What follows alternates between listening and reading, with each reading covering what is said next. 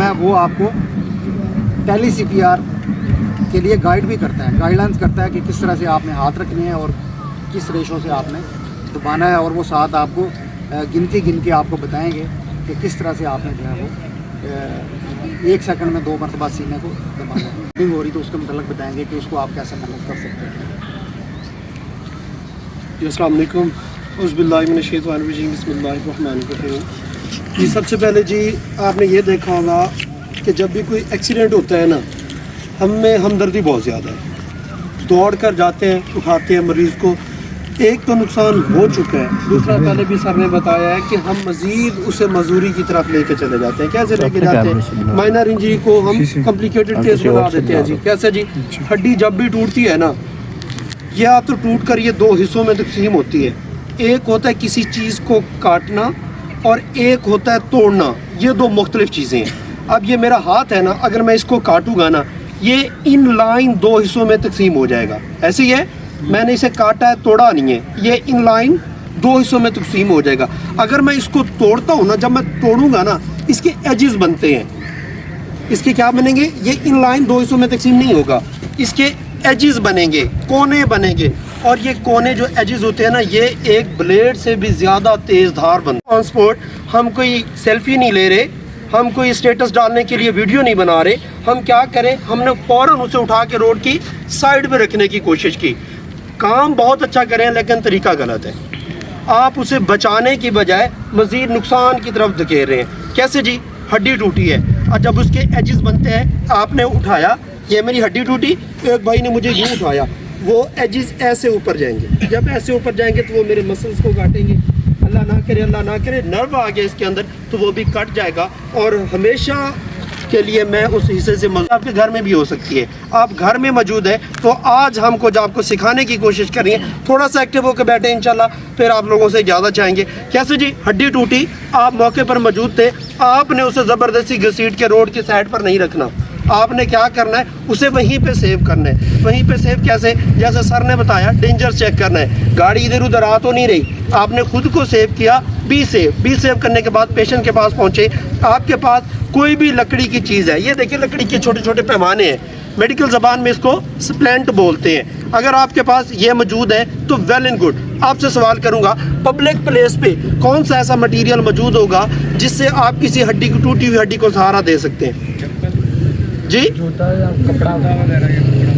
या कपड़ा। लेकिन स्प्लेंट की डेफिनेशन कुछ यूँ है, जो लचकदार चीज़ हो वो एज ए स्प्लेंट यूज़ नहीं कर सकते। स्प्लेंट में लचक नहीं होनी चाहिए जी।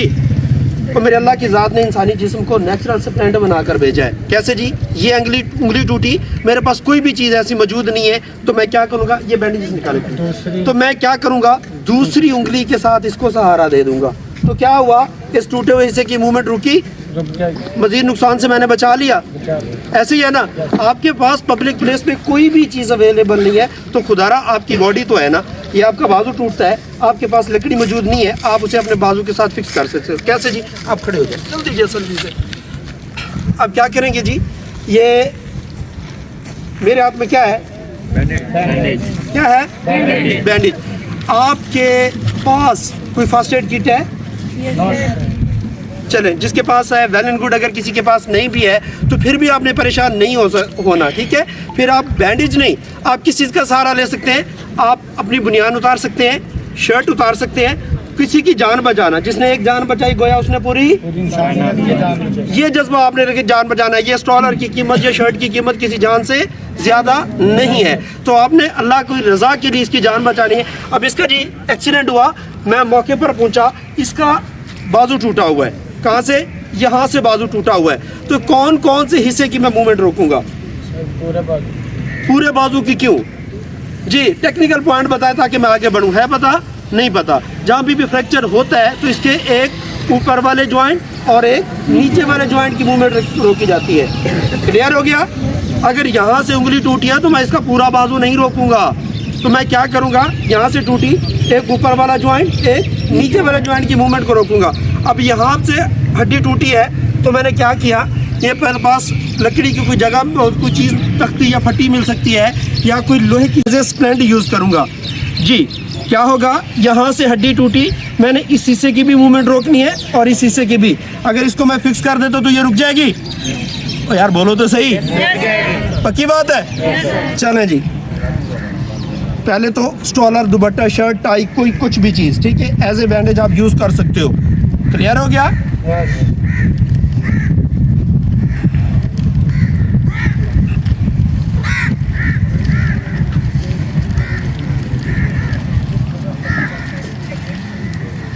जब तक आप स्प्लेंट नहीं कर लेते हैं तब तक आपने पेशेंट को मूवमेंट नहीं देनी।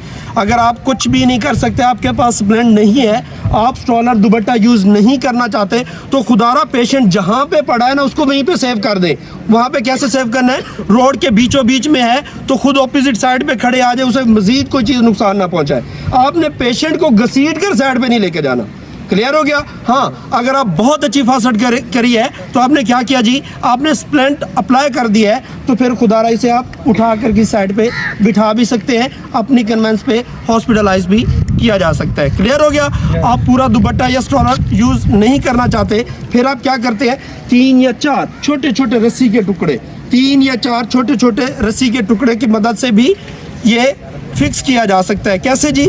मेरे पास ये लकड़ी की फट्टी नहीं है, मैं नेचुरल स्प्लेंट, इसी फ्रैक्चर को नेचुरल स्प्लेंडिंग से वो फिक्स कर रहा हूँ। क्या करूँगा, टूटा हुआ बाजू बॉडी के साथ लगाऊंगा, एक क्रेविट या रस्सी का टुकड़ा मैं कहाँ पे बांधूंगा, फ्रैक्चर से ऊपर वाले जॉइंट की मूवमेंट को रोकना है मैंने।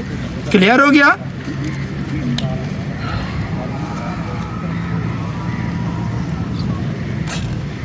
एक ये मैंने बांध दिया, दूसरा फ्रैक्चर के नीचे वाली जॉइंट की मूवमेंट रोकनी है। क्लियर हो गया?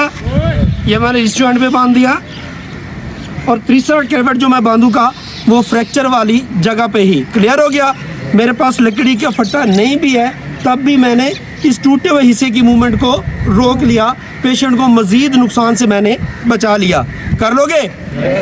पक्की बात है? चलें अभी करवाता हूँ, बहुत सारा टाइम है। इसके बाद जी, अल्लाह ना करे कोई डीप कट लग जाता है, बहुत ज़्यादा खून बह रहा है, आज तक क्या देखा है, प्लीज़ जल्दी से बताएं। कपड़ा बांध कर उसके बाद छोड़ देते हैं, ऐसी है?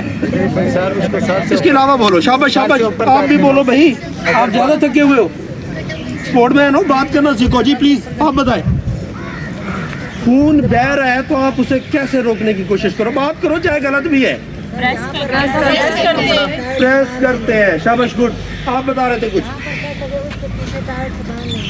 उससे पीछे टाइट बांध लेंगे, शाबाश, गुड। आप में से कोई जल्दी बोले, टाइम कम है। आप में से कोई सबसे पहले इस बच्चे के लिए क्लैप करें, प्लीज क्लैप करें, दिल से करें, आपके स्टूडेंट हैं। खून को रोकने का पहला तरीका direct pressure. First of all be safe, अपनी हिफाजत को यकीनी बनाना है। कैसे यकीनी बनाना है जी? आपने कोई भी चीज़, स्ट्रॉलर या दुपट्टा, कोई भी चीज़ आपने अपने हाथ पे रखनी है, खुदारा ऐसे हाथ पे रख के फिर आपने डायरेक्ट प्रेशर दे देना है। खून को रोकने का पहला सही तरीका क्या है?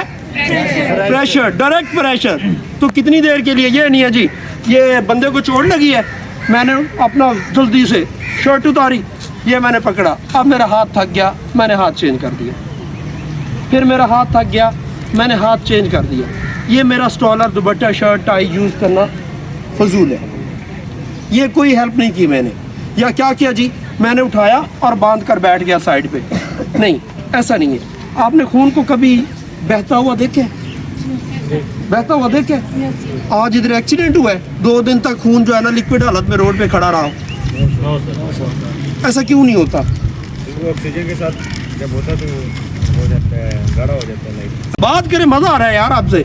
अब क्या जी, हमारे खून में फ्लोजन मौजूद होती है, जिसके क्या करता है, जैसे कट लगा, ये एक दिफाई फौज है। जिस तरह आप हमारी इसको यूनिवर्सिटी को लीड कर रहे हो, ठीक है, स्पोर्टमैन आप हो और कोई नहीं है, ठीक है ना, कहीं भी बात होगी जो इस्लामिक यूनिवर्सिटी की जो टीम है, ऐसी है ना, तो वो आप लोगों को फोकस करेंगे कि ये लोग हैं, ये इतने स्टूडेंट फिर रहे हैं, ये नहीं है, आप एक वो क्या मुंतखब किए गए हो, ऐसी है ना।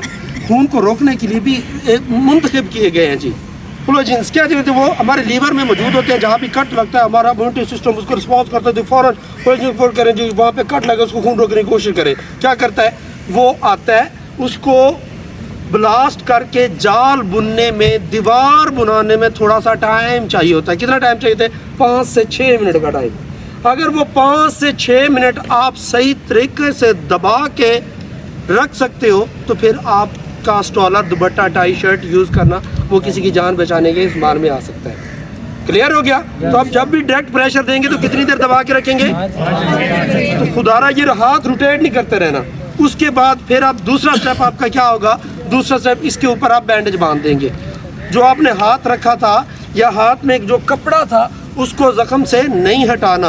आपने क्या करना है? इसके ऊपर मजीद स्टॉलर या दुपट्टा बांध देना है। ठीक है? आपको फिर भी लगता है कि इसमें से खून रिस रहा है या बह रहा है तो खुदारा इसी के ऊपर और बैंडेज बांध देनी है। ये नहीं है कि ये मैंने बैंडेज ड्रेसिंग सही नहीं की, इसको मैं ओपन करके दोबारा इसके ऊपर बांधने की कोशिश करूं, तो खुदारा ऐसा नहीं करना। जो बैंडेज ऑलरेडी आप बांध चुके हैं, अप्लाई कर चुके हैं, इसके ऊपर आपने सेकेंडली अप्लाई कर देनी। ठीक है? तीसरी बात, उस बच्चे ने की जिस जख्म के थोड़ा सा ऊपर आपने कोई भी चीज़ रस्सी से बांध देनी है।